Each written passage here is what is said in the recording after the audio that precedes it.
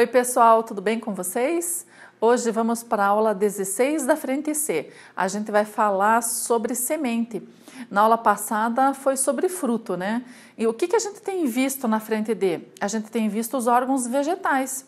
A gente começou lá de raiz, caule, folha, flor, fruto e semente. E falando, né, sobre semente, vocês sabem me dizer de que parte da flor que a semente provém? Vamos ver quem é que lembra aí?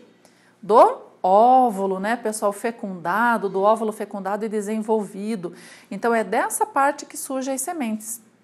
Lembra que a gente falou da importância das flores, né?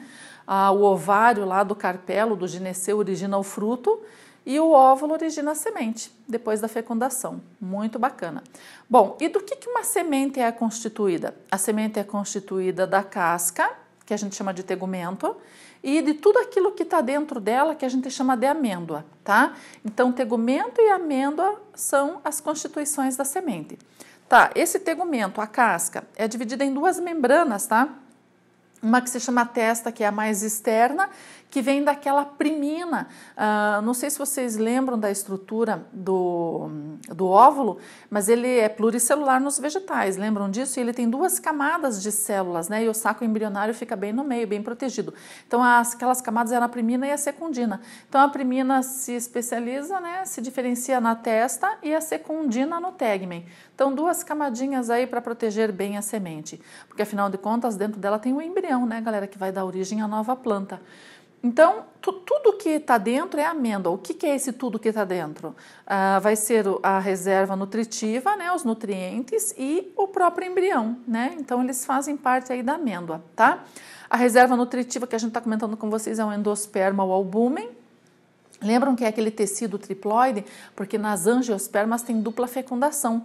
E aquela célula grande do saco embrionário tinha dois núcleos, tá? Fecundado com mais o núcleo do grão de pólen, uma célula triploide, que se dividiu por mitose, constituindo o tecido, né, triploide endosperma ou albúmen, beleza?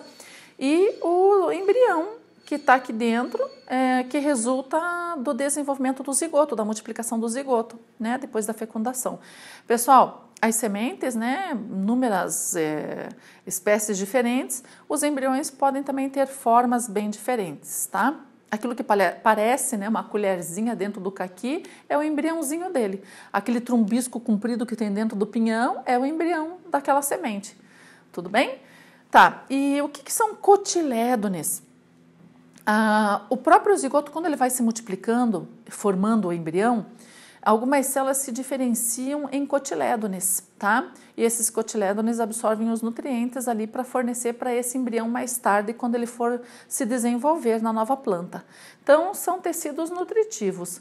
Cotilédones, as dicotiledôneas, ou agora, né, conhecidas como eudicotiledôneas, tem dois cotilédones. As monocotiledôneas têm um cotilédone, né, que o embrião origina. E as sementes das gimnospermas podem ter vários cotilédones, aí depende. Então, beleza, você já viu aí a constituição da semente, você já sabe que a semente vem do óvulo fecundado e desenvolvido, tá? Vamos seguir adiante aqui falando aí dos tipos de sementes. Pessoal, semente de angiosperma, a gente vai começar a falar das angiospermas, das plantas frutíferas, né? Cuja semente está no interior dos frutos, então. E a gente vai começar dentro das angiospermas pelas monocotiledôneas, tá? Então, aquelas que têm um cotilédone. Então, são as gramíneas, de forma geral. Lembra dos principais exemplos de monocotiledôneas? O milho, a grama, a cana-de-açúcar, arroz, abacaxi, lírio, né, trigo, arroz. Todas essas plantas são monocotiledôneas. Aqui a gente tem um grão de milho. Aonde que está fruto, onde é que está semente aqui? Bom, nesse caso, no grão de milho, o fruto está coladíssimo na semente, então ele está junto. O fruto é esse aqui, o tal do pericarpo. Pessoal, é aquela casca branca, aquela capinha branca que fica grudada em toda a extensão do milho. Por isso que é um fruto seco do tipo cariopse, tá? Então você consegue separar esse fruto da semente quando você cozinha, tudo bem? Bom, então dentro do fruto vai ter a semente, então tudo que está aqui é a semente. A semente tem a própria casca dela, que é o tegumento que a gente viu, tá? E tudo dentro é amêndoa, né? Onde tem o embrião. Vamos achar o embrião. Achei o embrião aqui, ó. Tá aqui o embrião. ok? Bom, o embrião, ele é constituído de partes que vão ser responsáveis por originar determinadas partes da planta. Então, por exemplo, o embrião tem radícula, que são células especializadas para formar a raiz, né, da nova planta, o caulículo, que vai originar o caule da nova planta, e a gêmula, que tanto também vai dar origem a uma parte do caule como das folhas, tá?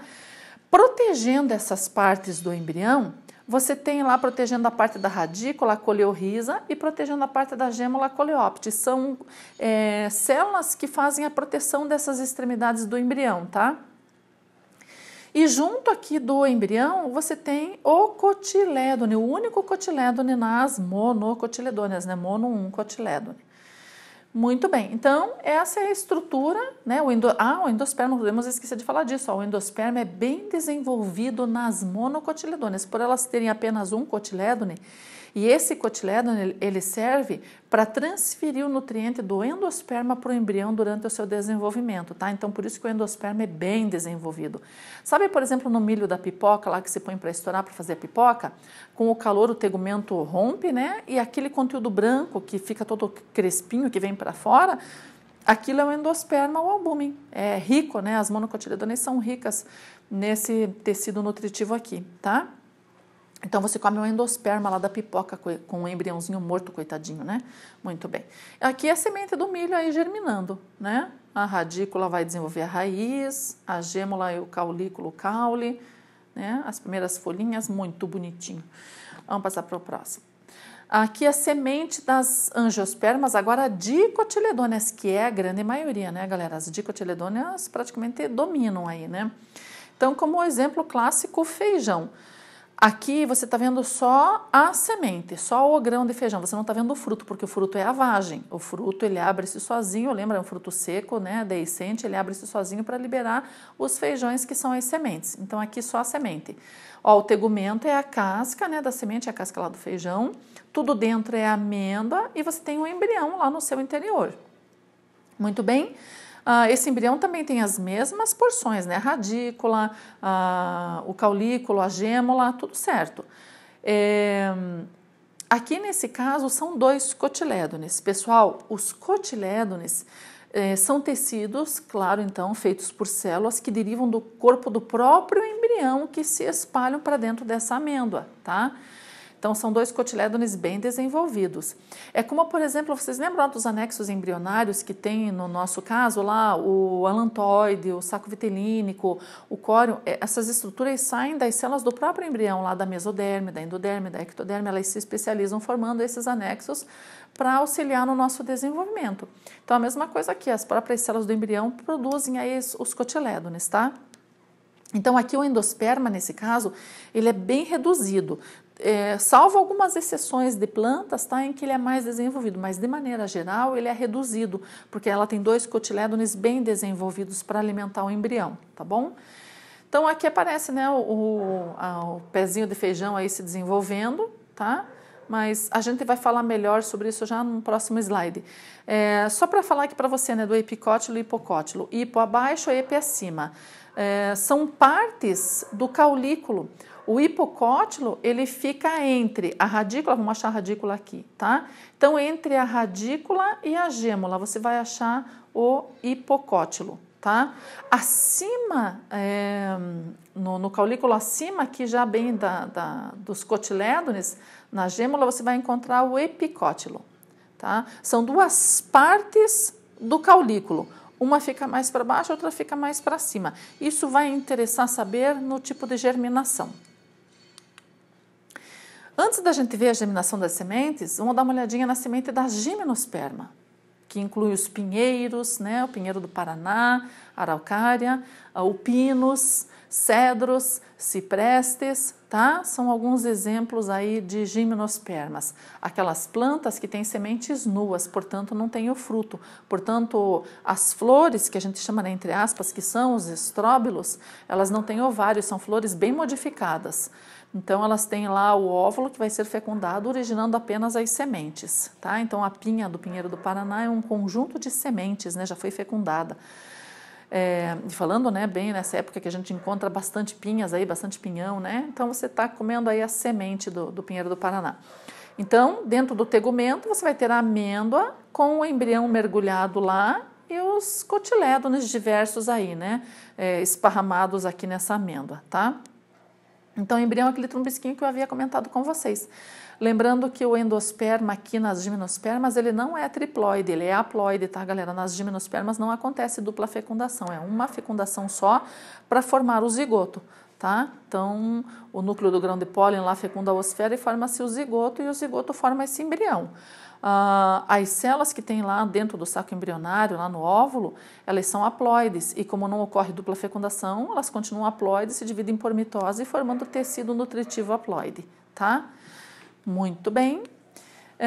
Galera, germinação das sementes. Germinação é desenvolvimento das sementes, né, para originar uma nova planta, tá? Então, continuando aí a descendência da espécie.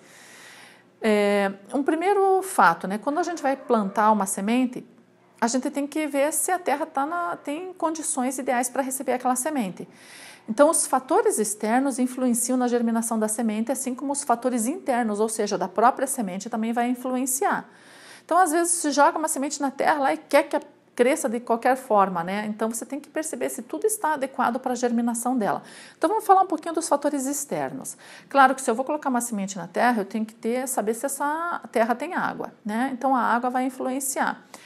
A terra tem que estar fofinha, gente, ela tem que estar aerada, né? Então, tem que revolver a terra, tudo para que o ar possa entrar lá nas partículas, né? Para entrar nas raízes.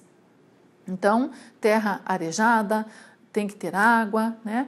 Até a luz, para vocês terem uma ideia, vai influenciar. Existem sementes que precisam receber iluminação para despertar e germinar. E tem outras que só vão se desenvolver se estiverem no completo escuridão. Então, tem que ser uma cova bem funda, né? Um breu total para elas se desenvolverem, tá?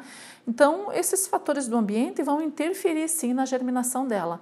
E os fatores internos ou intrínsecos da semente é se ela tem uma boa constituição, se ela está inteirinha, né?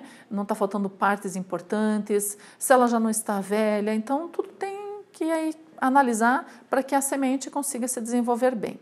Então, esses seriam os fatores intrínsecos dela. Uma vez tudo ok, tanto a parte interna da semente, né, uma boa constituição, como a parte externa, ela vai germinar dando origem à nova plantinha.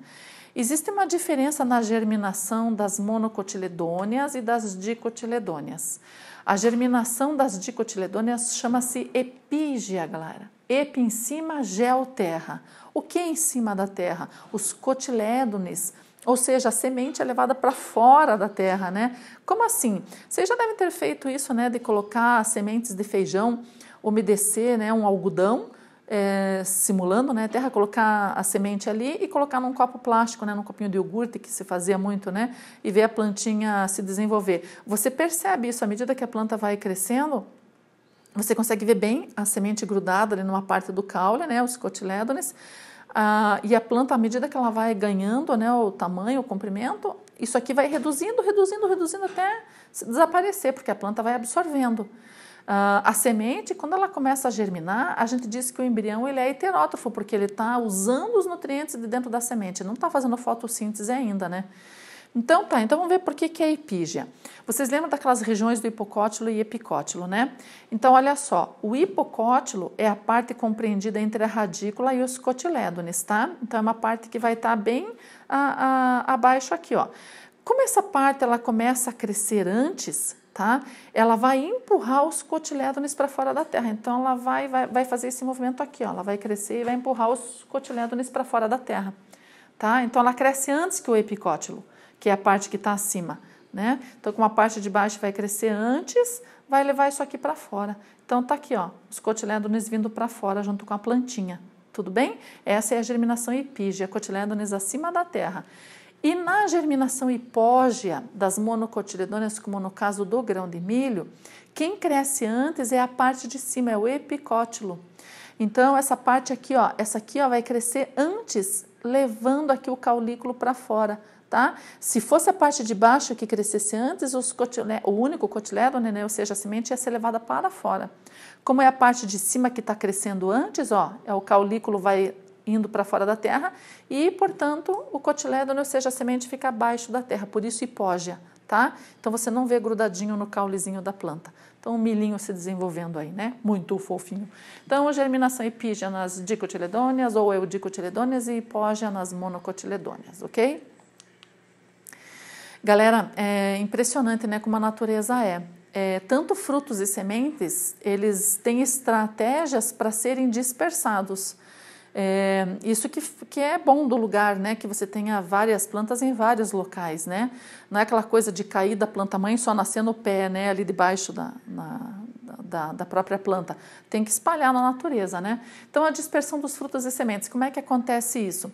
Bom, a anemocoria ou anemocórica, anemo é pelo vento. Aqui você tem aquela flor lá, dente de leão, aqui você está vendo só agora os frutinhos, né? Onde é que está fruto, onde é que está semente aqui? Eu vou te mostrar num exercício que tem na sua apostila que mostra bem um fruto dessa planta.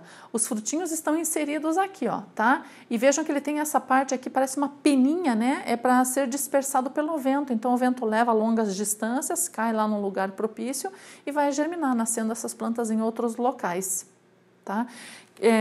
Eu vou pegar a apostila e já te digo que página que tá.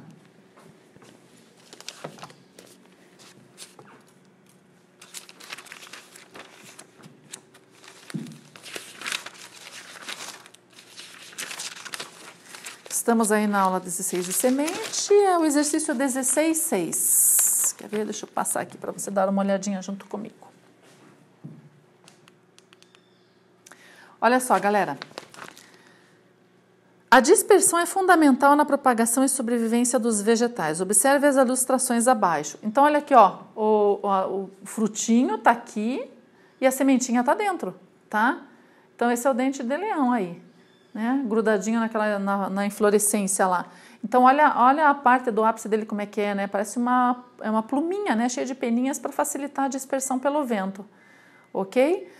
Olha só a semente de jacarandá, uma angiosperma, né? A semente também é alada para facilitar a dispersão pelo vento. Esse fruto aqui, tipuana, também, ó, alado para dispersar pelo vento. Agora, dá uma olhadinha nesse picão e nesse carrapicho, né? Os frutos, eles têm essas cerdinhas, tipo uns pelinhos para se agarrar nos pelos, nas penas dos animais para serem dispersados. Então, geralmente, esses aqui não vão ser dispersados pelo vento, e sim por animais, tá? A pessoa vai fazer uma trilha lá, sai e fala assim, olha, eu tô com um monte de carrapicho na minha roupa, né? Então, é por causa dessas estruturas aqui. Tem gente que fala assim, ó, tô cheio de carrapato, né?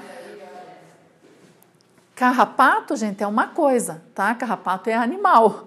Então, não é carrapato, é carrapicho, tá? Carrapicho, então, são frutos ou sementes que têm essas estruturas para serem transportados por animais.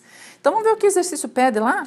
Utilizando o conhecimento que você possui sobre o assunto e baseando-se nas ilustrações em foco, é possível afirmar corretamente que todas as estruturas representadas são originadas do ovário da flor?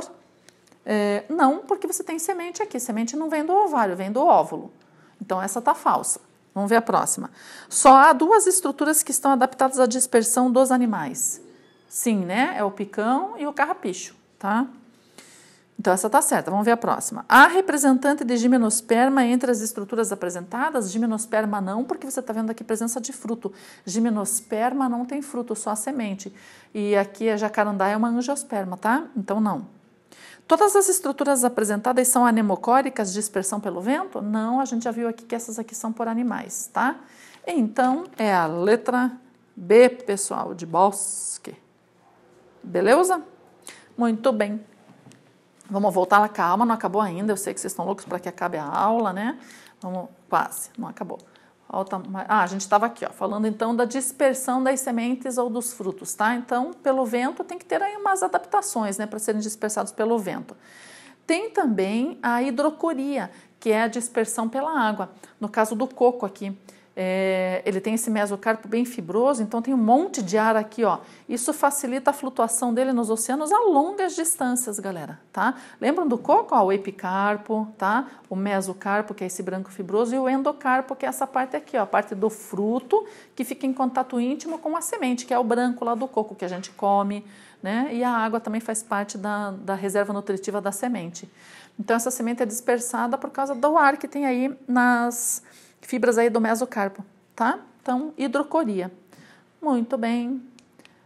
Olha aí a zoocoria pelos animais, né? A dispersão dos frutos e sementes pelos animais. Então, ó, grudadinho aos carrapichos aí grudado, né?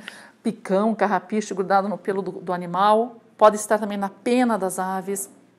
Muitas aves comem o fruto ou a própria semente, porque assim, ó, lembra que a gente falou que semente tem tegumento, né, galera? Existem sementes que têm tegumentos extras, que atraem os animais para comê-las. Tem o mamão, por exemplo, aquilo que ele tem em volta da semente dele, que se você apertar vai sair tipo uma gelatininha, né, uma aguinha, aquilo lá é o arilo, é um complemento extra. E tem também em algumas sementes a carúncula, que é um revestimento numa das pontinhas da semente que é adocicado. Então eles engolem ou eles comem só aquela parte e o resto da semente, né, sai intacta pela cloaca junto com as fezes, já sai até adubada, né, galera? Bem fácil, prático, cai lá no solo, já vai nascer, já vai germinar, né? Algumas sementes, por incrível que pareça, elas precisam passar pelo sistema digestório de alguns animais. Para alterar o pH, então elas precisam sofrer esse tipo de situação para poderem germinar, tá? Então, tudo aí a natureza, né, a favor.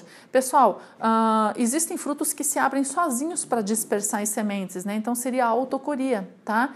E também nós, né, podemos comer o fruto e para dispersar as sementes, né? Então, seria a antropocoria. Então, depende aí, quem está fazendo a dispersão tem esses nomes diferentes, tá? Bom, galera, então chegamos ao fim dessa aula tão adorada de botânica por vocês, né? Qualquer coisa, né? Deixem as dúvidas para mim e vamos nos falando, pessoal. Estejam bem, tá? E até uma próxima.